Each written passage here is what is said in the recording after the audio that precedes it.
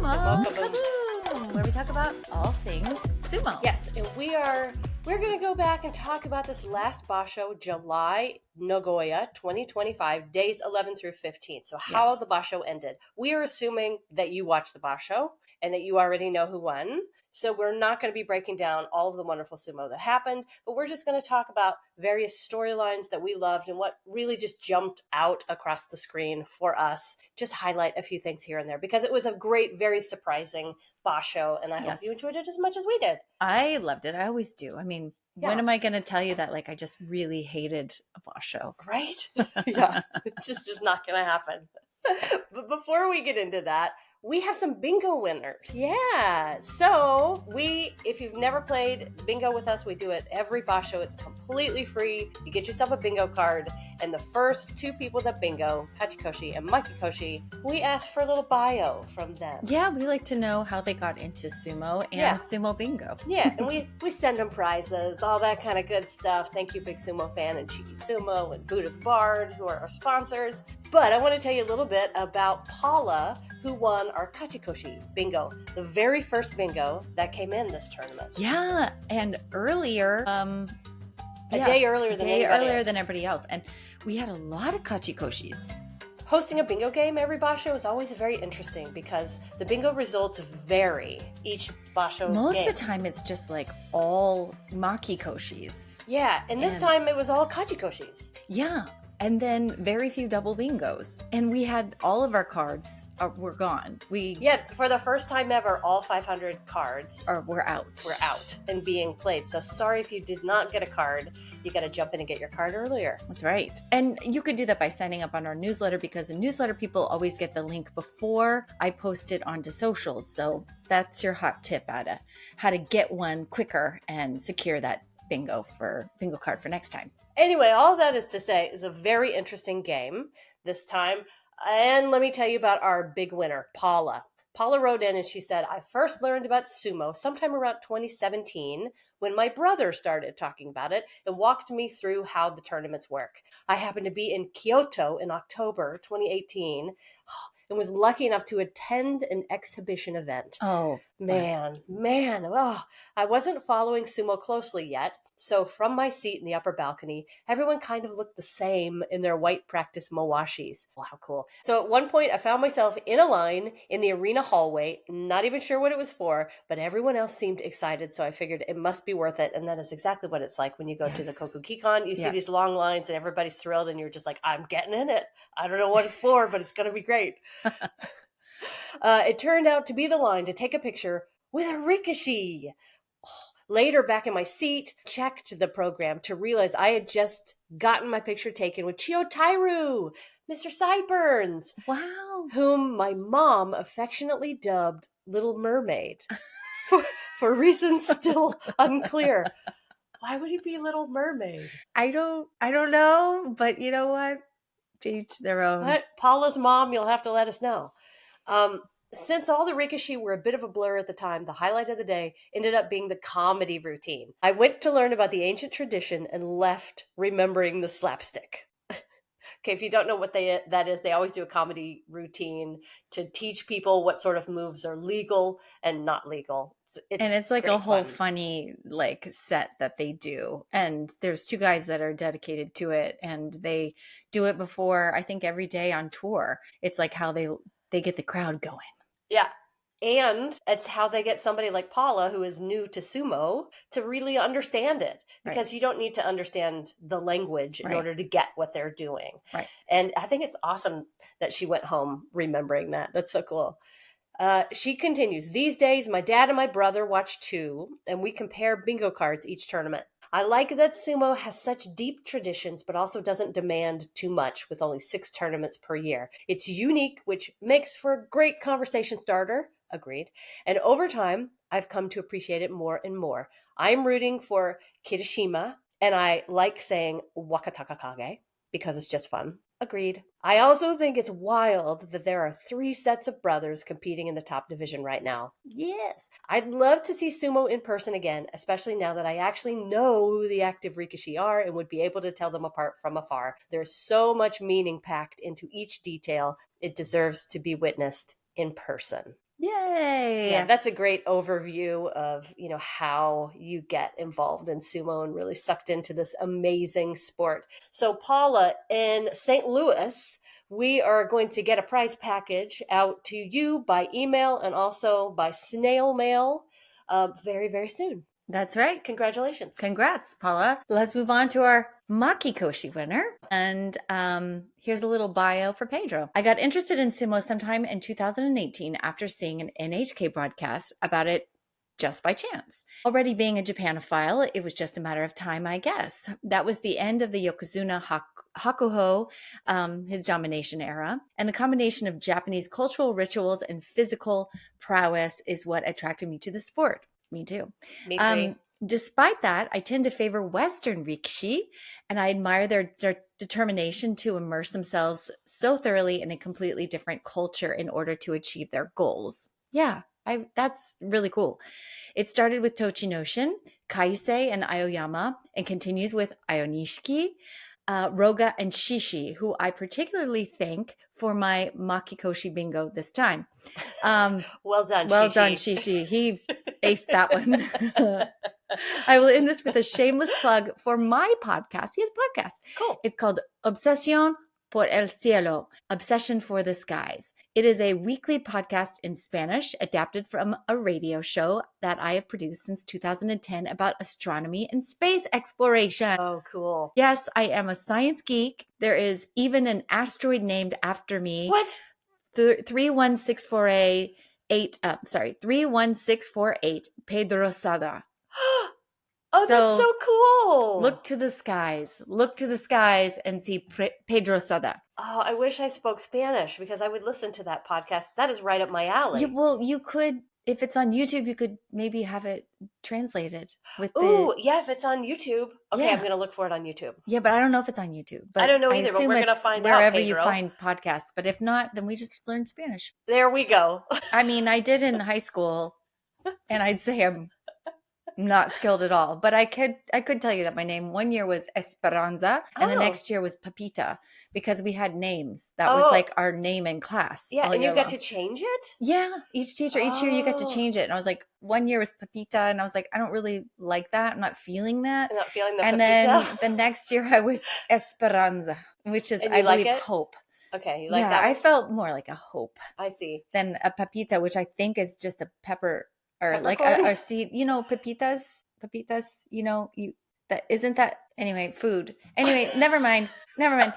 Let's move on. Seed? I thought it was like a pumpkin seed or some sort of That was going to be my guess. Yeah, Seems like you can get pepitas in the store, but what do I know? Absolutely nothing about the Spanish language. But I will tell you, I took French.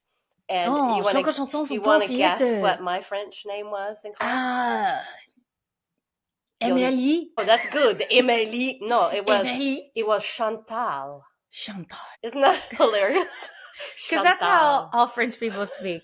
Cut to our French people on the other side of the world listening to this and just rolling their eyes like, whoa.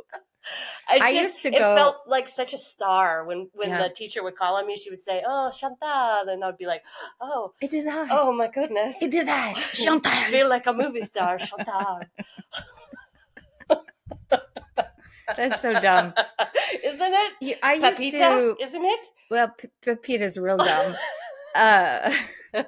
But I was like 16 and choosing names. It was just probably all wrong. Anyway, I'm going to call you Esperanza. Esperanza for the rest of the day. Yeah, I always liked, because I had to study French in college, not actual French. Well, sometimes, Singing but I had French, to sing right? it. Yeah. So sometimes, like if I need to just pull out some random French, I always pull out one of my art songs, and I'm sure I bastardize it, but I commit to it. So I always am like, chaque jour sont en fillette, à la jette au printemps.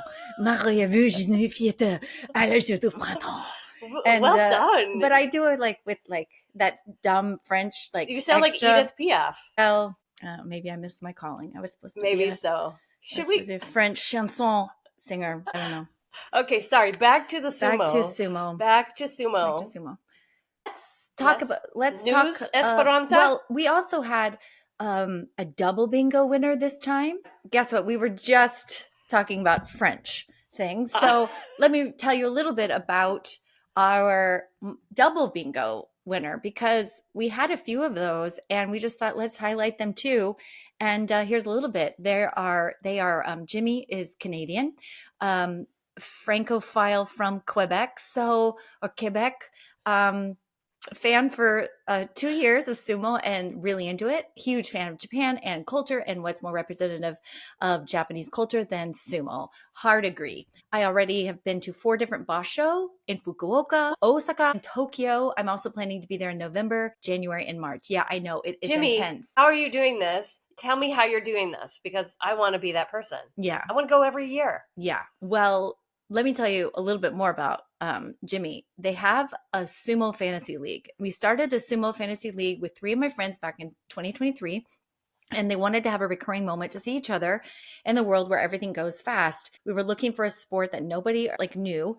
So they were all equal when they came into the sport. And sumo was the sport they picked because it was the lesser known sport and happened to quite often 6 times a year. What has started as a semi joke for 4 friends is now a really nice, fun series and big thing for them. Nagoya 25 was our 13th Basho, and now there are more than 25 contestants in 3 different cities in Quebec. Is it Quebec or Quebec? Quebec. Oh, what do I know? What do we know? I always say Chantal. Quebec. Chantal does not know, does not remember how to sound, but I think it's Quebec. Quebec. But anyway, I don't know. They even have Je ne sais pas. Je ne sais pas.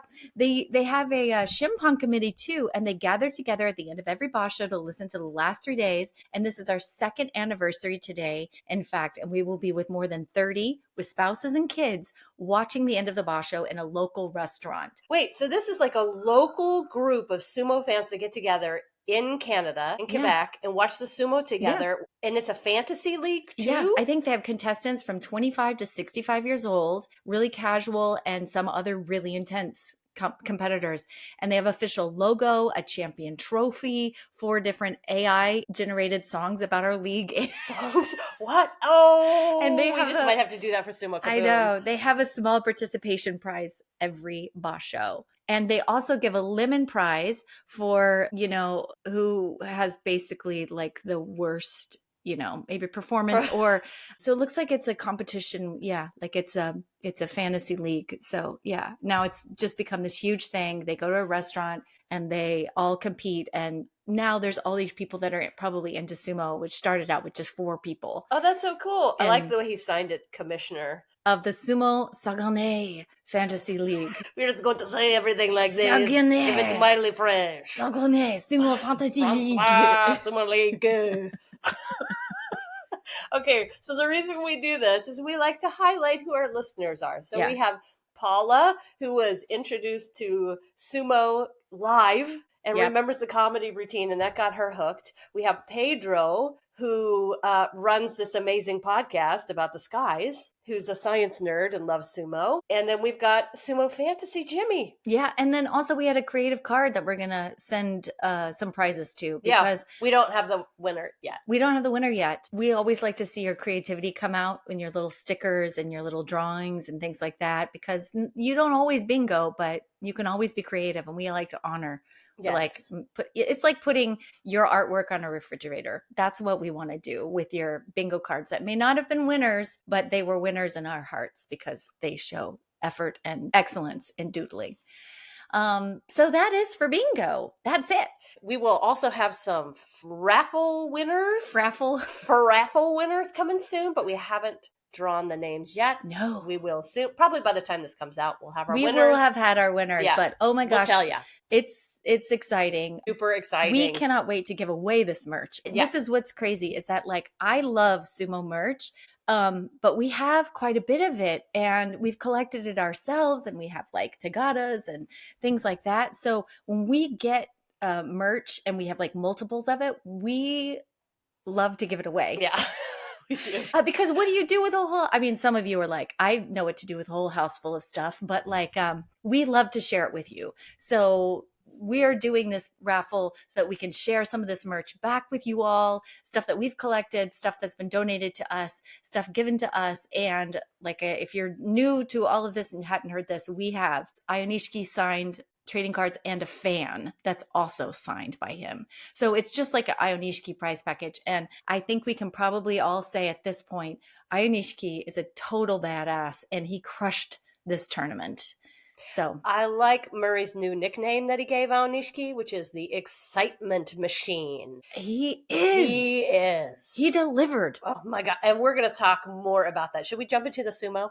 I think so, because all the news I really have is like news about the winner. Okay. So I'm going to take you back to the end of day 10 before you jump into day 11. Okay. Way back in day 10, Ichiyamamoto was leading all by himself with a record of 9-1. He had only lost once. My dreams of a Ichiyama yusho were just like flying high back then. I was like, he can do it. But he was followed by Kota Shoho, Mitakayumi, Tamawashi, Kusano, Kirishima, and Aonishiki. It was a packed leaderboard. It was. And going into day 11, we were like, I really don't know who's going to win this. I mean, you knew who wasn't gonna, but there were so many up at the top. You could see, oh my gosh, this last week is going to be pretty fun as far as pairing up. And like, it's a real toss up who could win this thing. Yeah. Yeah, it was very exciting and very different from the last Basho when we knew who the winner was on day 12. Right. We were going into this having absolutely no idea who the winner was. Day 11. Okay. Day 11. Okay, so day 11 was the day that they decided to pair up Kusano and Mitakayumi. And this was also exciting because Mitakayumi was, he was having a good tournament. He both on the leader, second place on the leaderboard. Yeah. So anyway, Mitakayumi came out strong. He both had a solid like meat hitting meat type of tachiai. Meat hitting meat. Yeah, when you like two like naked slabs of meat hitting each other. I see that all the time in my day. Yeah, day to day, meat to meat slab. I like it. That's the sound that it makes. Anyway, Mitakayumi was working really hard on staying closed off and is trying to get inside on the left of Kusano because he has some sort of grip on the right already. And Kusano, though he stayed very stingy, kept Mitakayumi from getting closer inside and improving his grip. So then Mitakayumi was inching back on Kusano, but at the edge, Kusano pivoted out and swung out. And with that deep grip on Mitakayumi, he pulled a lovely left arm uwatanage and a little extra grab around the back of Mitakayumi. Mitakayumi just went rolling and falling off the doyo. It was gorgeous. It was a lovely bout, and kudos to the newbie up in Makauchi. He's been on my radar because I knew he was big deal to Terunofuji and Hakuho when he was still at Isakahama. They were both into this kid. They knew his potential, and I enjoyed this Basho because I got to see that in action. He's huge. It's nice to see these guys in comparison to other wrestlers. Yeah. To really get the idea of what the scale of them is. Yeah. And when he went up against Mitakayumi, I was like, wow, he is really large. Yeah. Large. He's really tall. Large and in charge. Fast. And fast. Lightning fast. As much as I love Mitakayumi, and like one of the things I've loved about this tournament is how well all of our like old standards have done. Shodai. Yes. We've been dying for Shodai and Mitakayumi. Yeah, and Tamawashi. Guys that have been around a long time, but they just haven't had Kachikoshis in quite a while. And as much as I love watching that, it's just really fun to see these new guys drop into the mix, like Kusano, and just like fly. Yeah. Super fun. So I will jump forward to Aonishiki versus Abi.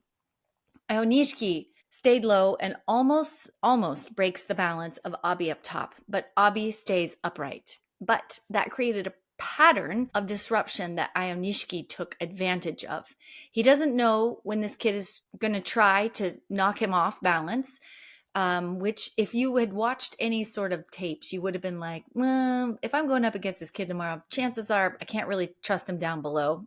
And I can't trust him up high. I can't trust this kid. And I think Abi just didn't know what to do with him. So anyway, okay, so Abi moves laterally around to evade, but eventually Aonishiki just follows and drives him out with his head.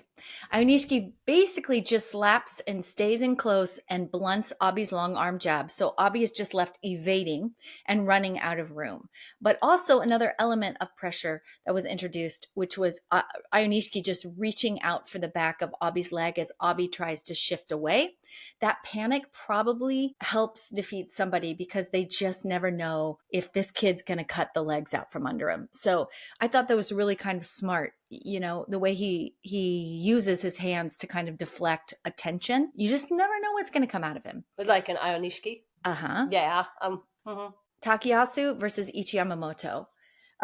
Loved this bout. I wasn't disappointed because the veteran just knew what to do. Ichiyamamoto was too excited up top.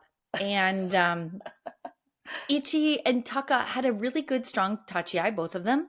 Takayasu takes the shoves well from Ichiyamamoto, who was working to move Takayasu back with pushes and shoves. But Takayasu just knew how to withstand it.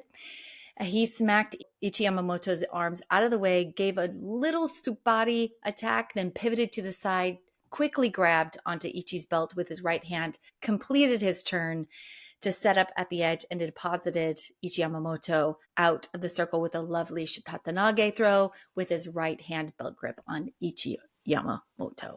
So it was a fun bout.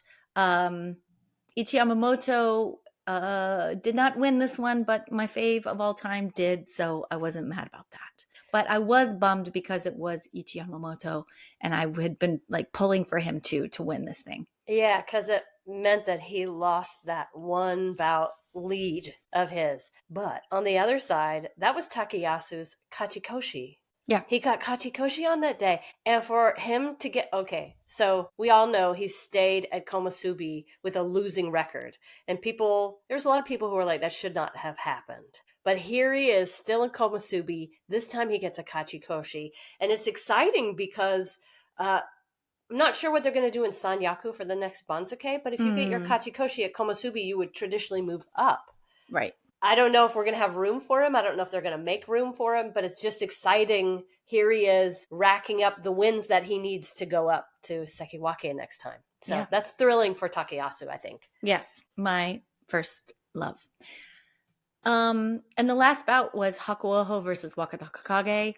This is really fun because, of course, it was a huge tachi. Both are dug in head to head and really, really low.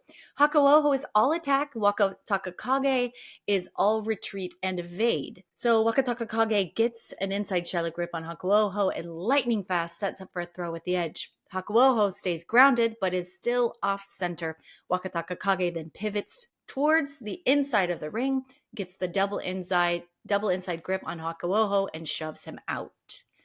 So that was a Yorikiri win for Wakataka Kage. He's now 7-4 after this day, which makes me think, he's getting a little closer to that Kachikoshi, and that makes me happier. And Hakuoho still has time to just continue to get better. Okay. And then, Kotozakura beat Tamawashi. Onosato beat Kirishima. So those were more straightforward bouts that didn't quite excite me, but those other ones did. I believe that was the day Onosato got his Kachikoshi. Mm-hmm. So that was exciting. Okay, day 12. You know when the sumo is so good that you just want to mention every single bout? Yeah. That was sometimes there's days like that. Well, part of the reason day 12 was so exciting for me was with Ichiyamamoto's loss the day before. Now we had 4 guys sharing the lead. We're going into day 12. We have 4 guys with a 9-2 record. We have Kusano, Kotoshoho, Aonishiki, Ichiyamamoto. And then we've got 6 guys, 1 loss behind. So now, like, all I'm doing is watching the leaderboard and I'm like tracking who's losing to whom. And on day 12, all those guys start meeting each other. Mm-hmm. So they're knocking each other off the leaderboard, which is what makes it truly exciting to me. So I was just watching like Atami Fuji thrust Mitakeyumi off the leaderboard. So he's no longer in the mix for the Basho. Kusano lost to Wakataka Kage in the biggest, hugest tachi that made everyone in the audience exclaim when they hit each other like you're 2 slabs of meat. Meat slabbing. Meat slabbing. But Wakataka Kage got inside and got his Kachikoshi by moving Kasano back. It was pretty. It was gorgeous. And it proved that, size is not everything. Skill has a lot to do with everything. So Wakataka Kage did that. Ichiyamamoto knocked down another rung by Onosato this time, even though this was one of those 2-match deals. The first match, they both went flying out at the same time, and I thought, oh my god, maybe Ichiyamamoto can actually do that. Yeah. But Onosato came back with a very clear win the second time. So there were a lot of like super fast matches like that sort of made me sit up and go, whoa. Like even Chio Shoma, he got his first win God bless on him. day 12. Big things were happening like that made me super excited. But some of my favorite bouts from the day, Aonishiki versus Tamawashi. Of course, they're both on the leaderboard. Aonishi got inside after some face slapping, as you do at work, and some chest pushing by the other one. But Aonishiki stayed low and he angled up and moved Tamawashi out. Mm-hmm. Again, much smaller man winning out. Very impressed by Aonishiki. We've been tracking this kid for months. We are still very impressed by Aonishiki, which is why we're doing the raffle. Of course. But I have an apology to make because, okay, Koto Shoho met Takayasu on day 12, and I'm going to tell you about it. But this entire tournament, every single day of this tournament, I kept expecting Koto Shoho to lose. Every day. You've not been on Team Koto Shoho. Well, part of it is, so I kept watching Koto Shoho, and I was like, why don't I know much about this kid? I don't remember anything about this kid. He's always, like, he's been around, but he's kind of floated around sort of the bottom of the Makuuchi ranks, and I'm like, why don't I know anything about it? Well, I look back at our own episodes, and we've never done a deep dive into Koto Shoho. So that's one of the reasons I don't know much about him. We will do one coming very soon. Very soon. Very, very soon. So that's part of the reason I wasn't really following the way we do deep dives. When we first started doing them, we were only doing deep dives on guys when they got to Sanyaku. Mm-hmm. And then we only did deep dives on guys when they come up to Makuuchi. But we've missed several men who have been in those middle ranks. And Koto Shoho is one of them. Well, and he's kind of in the past been real lackluster. He's been up there, but just kind of like not turning in big showy wins and just kind of hanging outshined by Koto Zakura, right. Outshined by the father-son story in that, just outshone everywhere for me. Yeah. I have not given him the credit that he deserves, is what I'm saying. Made you pay attention this time. He demanded that I pay attention. And you did? This time. No, I didn't until day 15. That's really my apology. Oh, every single day, I was like, I just couldn't believe my eyes. Won? Yeah, every single day, that's what it was. He won? Koto Shoho won? Yeah. He did that every single day, and I shouldn't have been surprised. Is really the story here. So he met Takayasu on day 12, and after a few pushes, Takayasu was really pushing Koto Shoho back, and I thought, oh, well, Takayasu has this. Koto Shoho stepped to the side, grabbed Takayasu's arm, and slapped down. And Takayasu ran out of the ring, and I was like, okay, he's still on the leaderboard. That has been my reaction to him every single day. I wish it was otherwise. Now I think it will be otherwise. Yes. But that's why I want to mention that fight on day 12. We did talk about him when he was in love. And wasn't that him who showed the camera? Like, he's a man of very few words, but wasn't he all excited about the very normal girl he was marrying? Wasn't that him? He's not the one that drew a picture of her. He has held up his camera. Yeah. I've seen pictures of him only in the last 24 hours of him holding up a camera, which I think is his wife in there. But I don't know. This is what I'm saying. Is like we have a lot of research to do on this kid because we know nothing. I know nothing about him. I know more about his brother Koto Eho than I do. I can't say his name. I know. Okay. By the way, side note, I was telling my boyfriend about Koto Eho, and he was like, "Who?" And I was like, "Exactly. It sounds like every single time I'm saying Koto Eho." And I'm sorry. Oh well. Okay, the only other match I want to mention from day 12 is Koto Zakura versus Kirishima. Koto Zakura just completely smothered, and moved Kirishima out, knocked Kirishima off the leaderboard. Koto Zakura was so stable here, and Kirishima couldn't move him at all. But on day 12, Koto Zakura was still going for his Kachikoshi. And I like it. I like it when he wins like that. I really do. I like him as an Ozeki. I like his style of sumo as Ozeki. And I want him to do well. I just always want him to do well.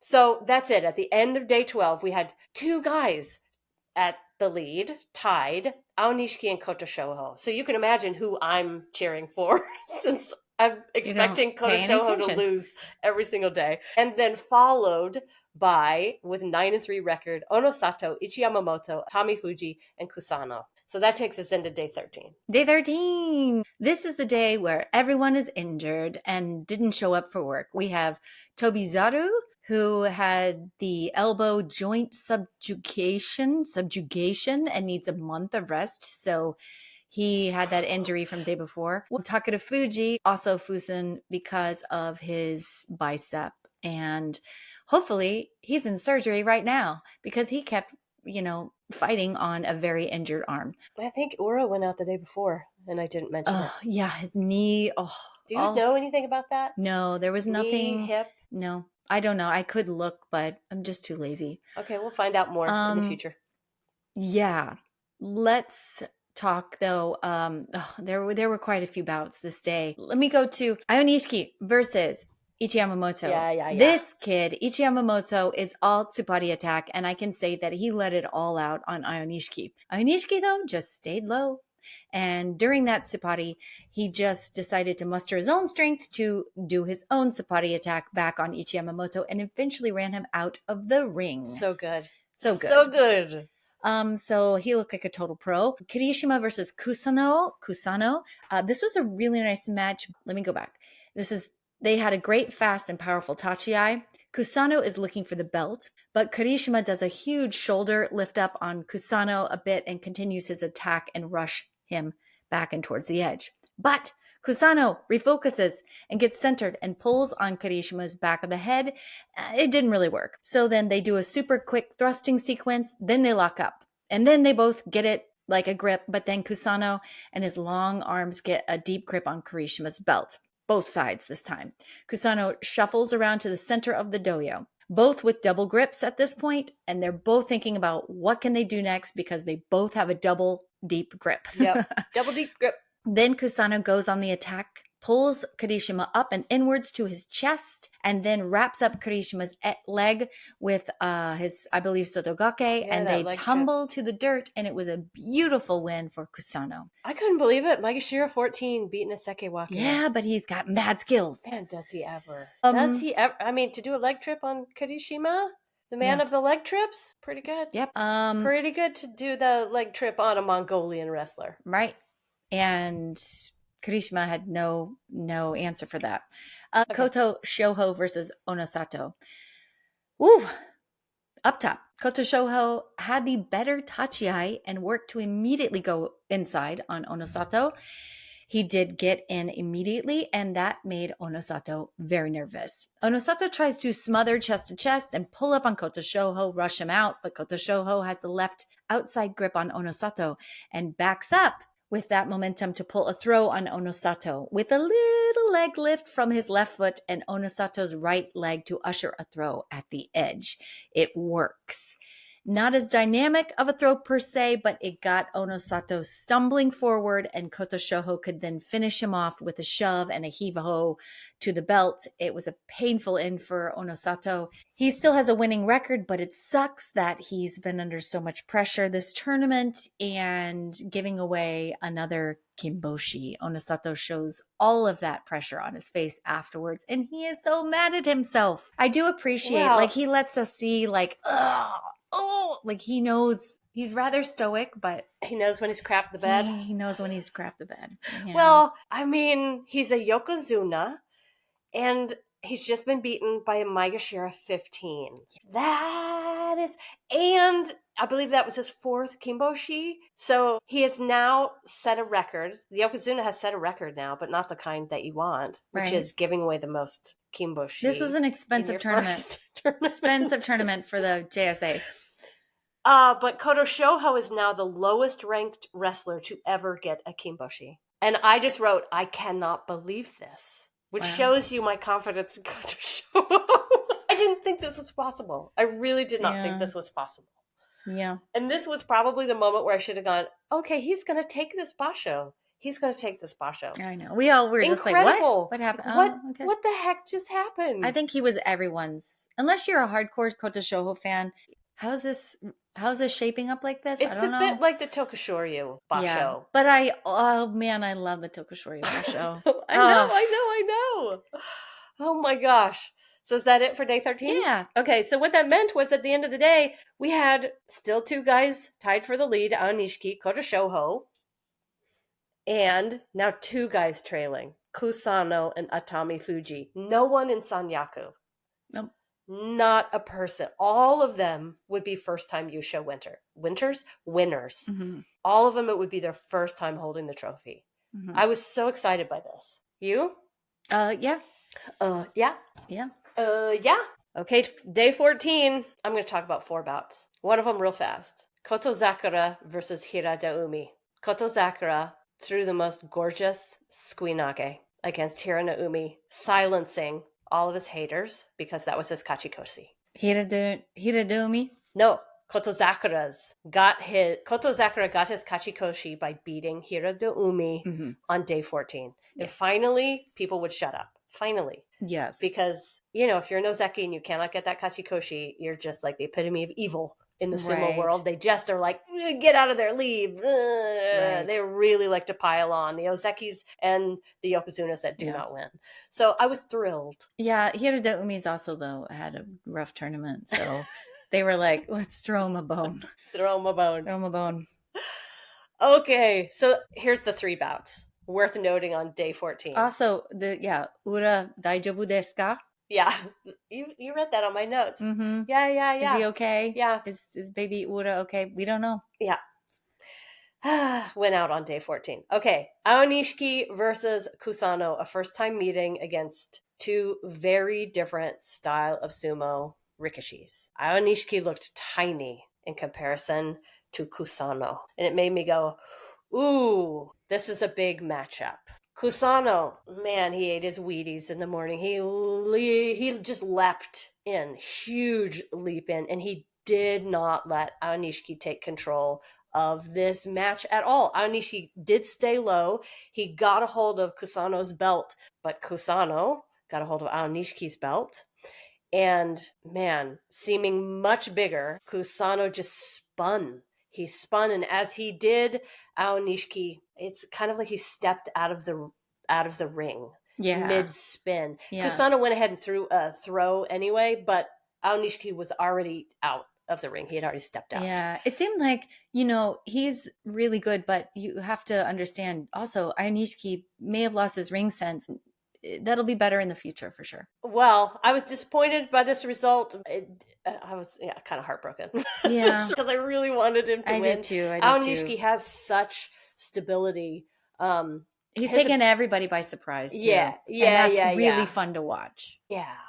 So it meant at the end of that, they both now had the same score, which was kind of interesting going into day 15. But I really wanted Aonishiki to win that. The other one I want to mention, just because it was so fun, Atami Fuji versus Takayasu. I loved this match because Takayasu knocked Atami Fuji off the leaderboard. It was not easy for him, but Atami Fuji could not finish Takayasu off with any pushes. Takayasu slid one arm into the belt. Inside, they stopped for a moment, caught their breath, and then Takayasu threw a shitatanage, and I loved it. It's just fun to see big men go fly through the air and down to the ground. Atami Fuji did not like it. In fact, there was some great footage of him walking back down the Hanamichi after this fight, very frustrated with himself. It's the first time I've ever seen him show anything but adorableness on his face. He was very pissed at himself. Yeah, he shows heartbreak. He shows emotions. The last bout I want to talk about is Koto Shoho versus Kirishima. And again, I thought, Kirishima, he's definitely going to win this. Easy peasy. Kotoshoho hit once, he hit twice, and then just as Kirishima was sort of like going back to get in there again, he jumped to the side. Kotoshoho jumped to the side, and Kirishima lunged forward and out. And I thought, Kirishima, where are your feet? Where are your feet? Why are you not more stable? And I honestly got pissed at Kirishima. And then I thought, wait a minute. Kotoshoho is just proving to me that all of these guys in the top division are great. They are like the top, 6 to 8% of all of the pro sumo wrestlers in Japan. They are all good, and anyone from any number in this top division can take this thing. Yeah. And it wasn't until day 14 that I was finally like, oh, okay, I think he might be able to do this. Yep. It took me a long time to get on board with this. So at the end of the day 14, Kotoshoho was in the lead with 12-2, followed by Aonishiki and Kusano, who I was really rooting for. But that's okay. Again, no one in Sanyaku at the top. So those are the three guys we're really watching on day 15. Kotoshoho, Aonishiki, and Kusano. Day 15. Takayumi got his first double-digit win since 2022.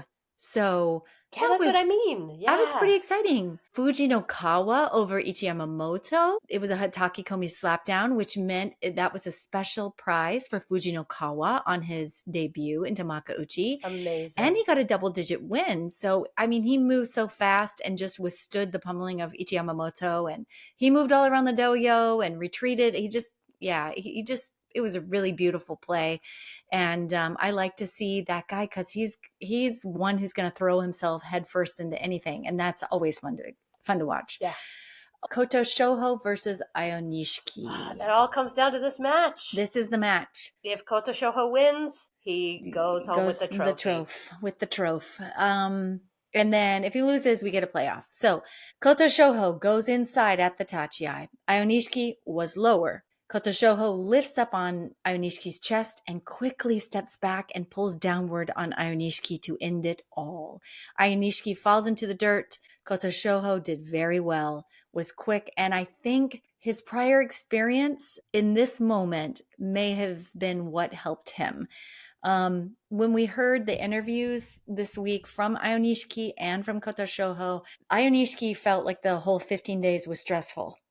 Yeah. And Kotoshoho felt like he had been there before and his experience helped him treat each day's bout as just that day's bout. Just do what you got to do that next day. And I feel like his quick thinking, and it was actually straightforward sumo, nothing special, just quick and fast. And he said his body just reacted. He wasn't even thinking about it. His body just did what his body wanted to do to get the win, which I think is amazing. Your body just goes on autopilot and like, that's where that is. So I'm going to pull this and it worked. So he was our winner. Aonishiki will be back. And I think everybody loves this kid so much that we can't wait to see what comes up next. Yep. But they both got special prizes. Yeah. I just want to say that. Yes. We had lots of special prizes this time around. Yeah. And that was fun. Got the technique prize. Kotoshoho walked away with outstanding performance. And did he also get a technique prize? He got one other one. Do you remember? Fighting spirit? What? Some other prize. I don't know. We don't know. But Kotoshoho walked away with 2 of them.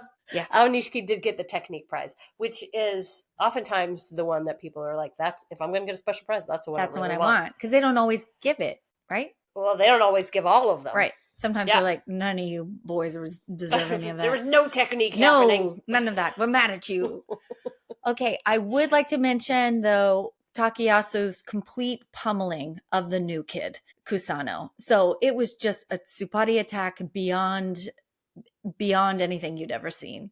And it's just truly amazing. So fast. Takayasu just completely dominated this new kid who happened to dominate other people. Just a reminder what power you can see with a focused attack from Takayasu. That was what this match was. 2 special prizes there to Kusano. Yes. Fighting spirit and technique in his debut performance. 2 special prizes. Yeah. That's pretty darn good. That's amazing. Just worth mentioning. Yes. Oshama versus Tamawashi. This was a nice bout that took a bit of energy to finish him off.